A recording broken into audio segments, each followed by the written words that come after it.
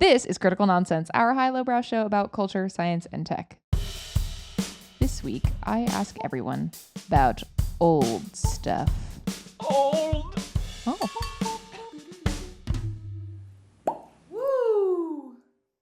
I'm old. This is what Joey sounds like.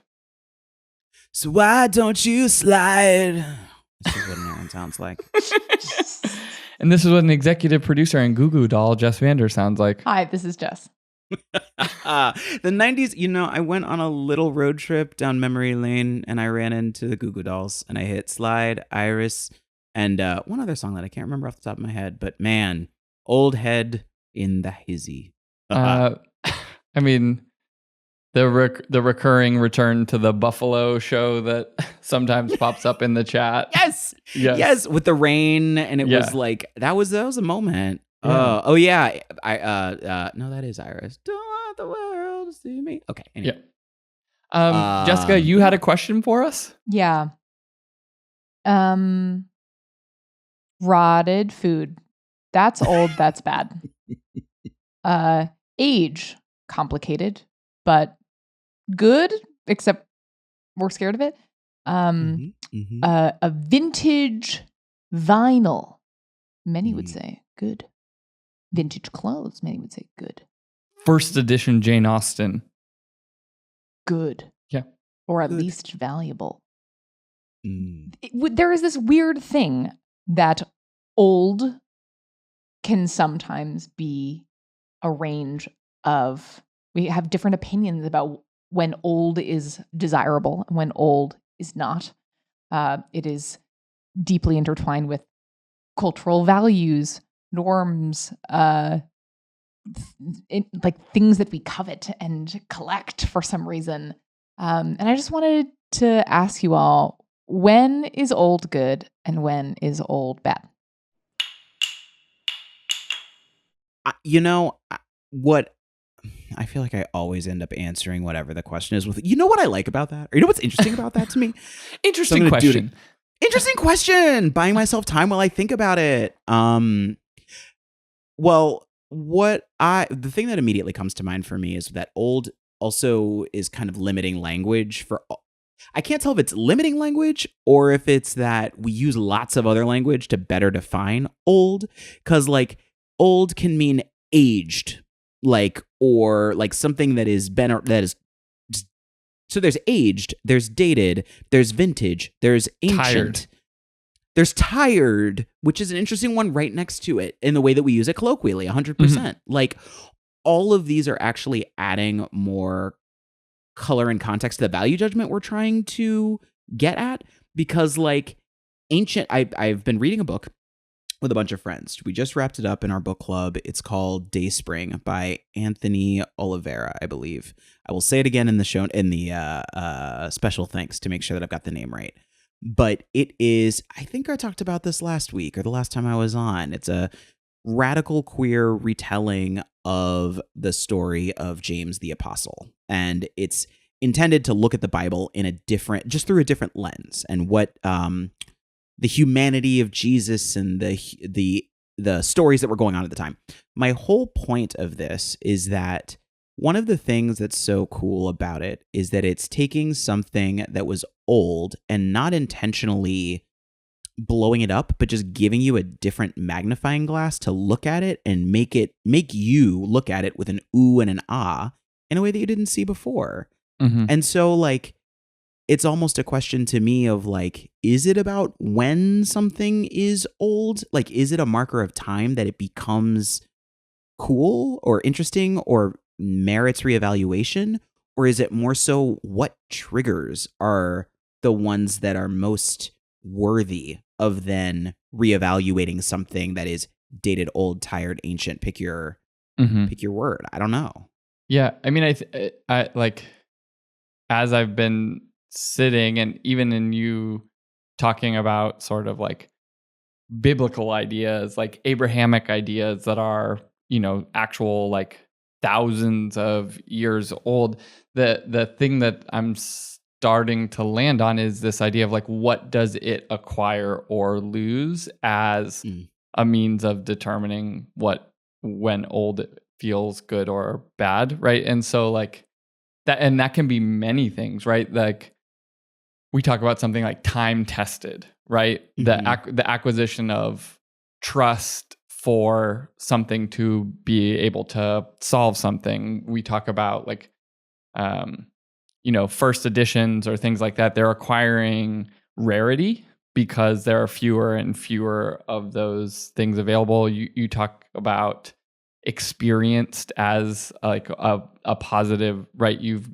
gained reps and context and the ability to contextualize a unique situation or something like that. So it is a question versus like rotten food. What is it? It's lost freshness. It's lost, something else. And so maybe that, and I think that also comes in when you're talking about these like different choices of language that we would use of like, what's your contextual window?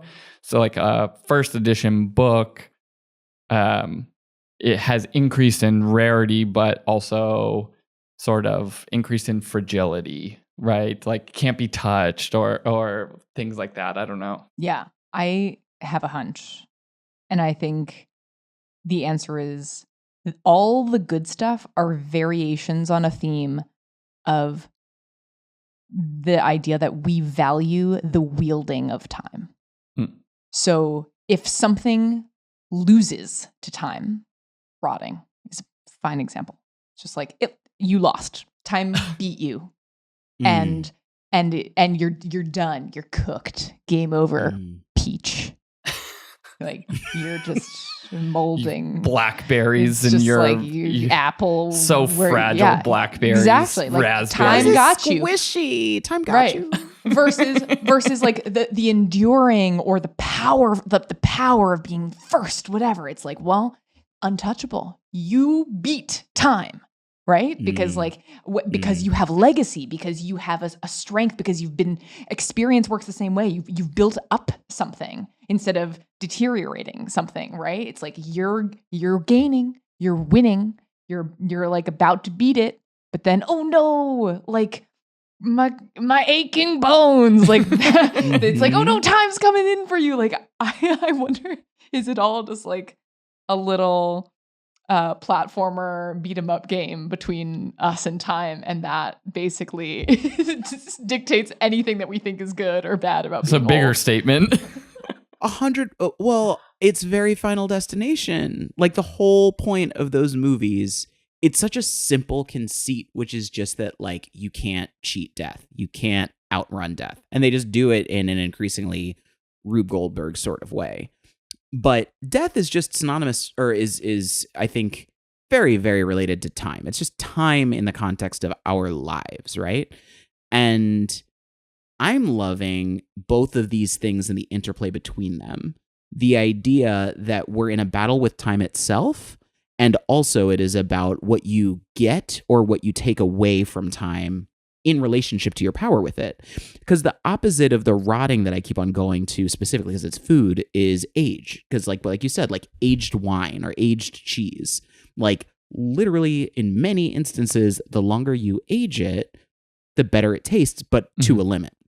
And like bourbon is this way too. Like the reason for all those fun listeners, like if you're actually curious about why your bourbon says aged X number of years, it's because you want the liquid that is in the barrel to go in and out of the barrel a certain number of times. I love this because all my booze days, I don't get to talk about booze stuff that much. So I'm gonna use this as an excuse. Yes. The way that you're aging whiskey is that you're taking white oak barrels and you are charring the barrel from the inside. When you char the barrel on the inside, you caramelize the sugars that are in the wood and you create what is called a red line. You then put your raw liquid into the barrel itself. You put that barrel in a rickhouse. When it is sitting there over the course of the seasons, the wood still expands and contracts. And when it does that, it pulls the liquid that is in the barrel into and out of the wood. You cross that red line. And when you cross that red line, you get more caramel flavor. You get more sugar flavors from that crystallized sugar that is in the barrel. you can even, depending on whether it's high or low in the rick house, you're going to change how much liquid is going to go in and out of the wood. And you're also going to change how many times it crosses that red line. So what character that whiskey has. If you're higher up in the rick house, you're going to have a more bold and spicy liquid. If you're going to have it in the bottom of the rick house, it's going to be more of a mellow, softer liquid because it doesn't go in and out of the red line that much. And if you have it in the Rick roll, then I almost did I Believe in a Thing Called Love because my brain went to the wrong song. So I just took us on a side quest. Back to the actual question at hand. That process of what it's adding to the liquid is our mastery of time, is our way of saying, ooh, we can use time to create something better. And I think if you are not talking about the authority that we have in that beat 'em up game that you're talking about, and you are trying to bring something to that, I don't think that you still get that like positive determination of something old being good or worthy or valuable. Yeah, there's like a, to bring it back to Rick Astley, like, never gonna give you up. Thank you. We couldn't leave it without actually doing the right song. So thank you. But like the idea that like a thing that you don't want to give something up, or that a thing can, like, it is entropy, like death as an example is sort of an inherent march towards entropy of breaking things down. And the question is like, what things with getting older are eutrope, like increase in complexity, increase in wisdom, knowledge. You brought up character as like another good example of a word that I think is additive. Like it makes me think in that like Werner Herzog voice, like, all things will march towards the inevitable maw of death, but where eutropy, like it is that idea of like what thing can survive the maw of death and entering the black void that is. Wow. It's true. There's something very that I appreciate in how like it is the Werner Herzog voice that sparked this for me, but like it is the most universal. It's the thing that it doesn't matter what you're doing or how you're doing it. You're contending with time in some way. I've got a new book that actually a friend and colleague sent to me that's all about time management. I'll pull the name of it in a little bit, but just how much time we try to spend about giving our time meaning and giving our time value is so much synonymous with how we're trying to give our life value, and like how we're trying to contrast that entropy with whatever we are adding to ourselves in the world. Like we're kind of in that battle. And so, we talk you're about not growing, you're dying, like that whole thing. Like, yeah. Yes. I think that we talk about this a lot on the side too. Just the idea that like we are constantly we are creatures of categorization. And one of the things that we are most reflexive about categorizing is moment to moment, either in the smallest or longest sense. And then the next thing that we're just trying to do to qualify that moment to moment distance is what was worth it, like what happened. And then it's evaluating, was it good or bad? Like we're just constantly trying to go through those three things. And I love power and addition or subtraction being the two modes that we use most to do that quick evaluation, that mental math. Well, Jessica, do we answer your question? Can you wrap us up in a sarcophagus? Whoa. Yeah, good example. Not yet. It's funny, I kind of thought that where we would originally have taken this conversation is like old is just bad marketing for things that offer some other kind of value. Like why not say age? Why not say classic? Why not say timeless? But I actually think where we took it is that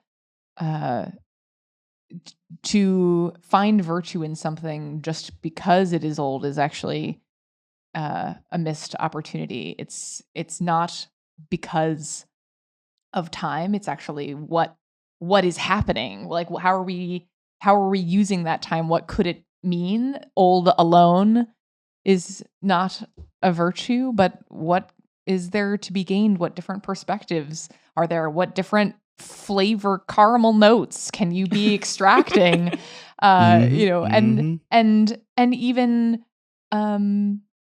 just a reminder to difference cross of the red things. line. Yeah. Yeah,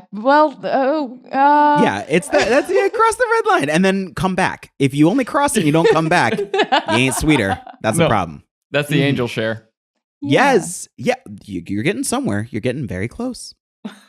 Yeah, and so maybe we just need to open our minds a little bit, think more creatively about what old really means, not just as a marker of passing time, but as a chance for something to have happened. I feel like this is like deep thoughts with Jess Vander every week, just dropping wisdom. Or just like a middle school yearbook. Don't be A sad vitamin that it's C over. song. Be sad. Yeah. Be happy that it happened. Yep. It's very that. Or hags. I'm not sure which one, Hags. right? Like, as if you have Do a they great still say summer, hags? you're putting good things into it. Like, I want you to spend that time well. Yeah. That's really good. Critical Nonsense is a Sylvain Produzione. Brought to you by the book that I didn't go to the other room to get the name of that's about time management, but is in the show notes. Get it here, now. Yes. As always, we'd like to thank our executive producer and time traveler's wife, Jess Vander. We'd also like to thank Werner Herzog's apprentice and sound engineer, Alex Contel. We'd like to thank our programming coordinator and man who wears an alarm clock around his neck, Les Jacobs. And the production crew that oftentimes, when I describe them, resemble the clocks in a Salvador Dali painting. Amanda Medina, KJ, Amy Waters, Nora Mestrich, Sarah Gilbert. Did it. I did it? Yeah. Still. But then Dalian, you but we thought love you missed someone, even though Thought I you missed got 'em all. someone. Yep. I only exist in lists of threes. You guys know this. As always, thanks, Alon. Special you. thanks. Special thanks. This is what I was going to say. Special thanks to the first person who looked at a vessel of old milk and thought, I want a taste of this. And thus cheese was born. Wonder what that tastes like. So accurate. I wonder what possibility there could be in this old milk.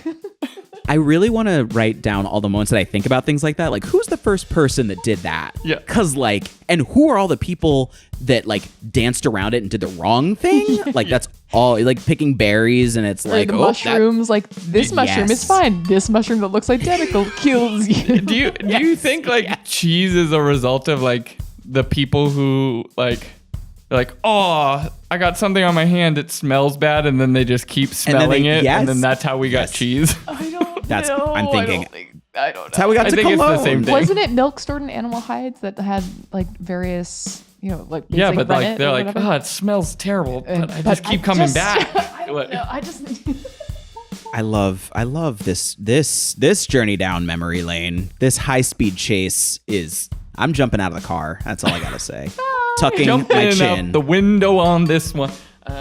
Bye. Window. Love you, mean it. Bye. Bye.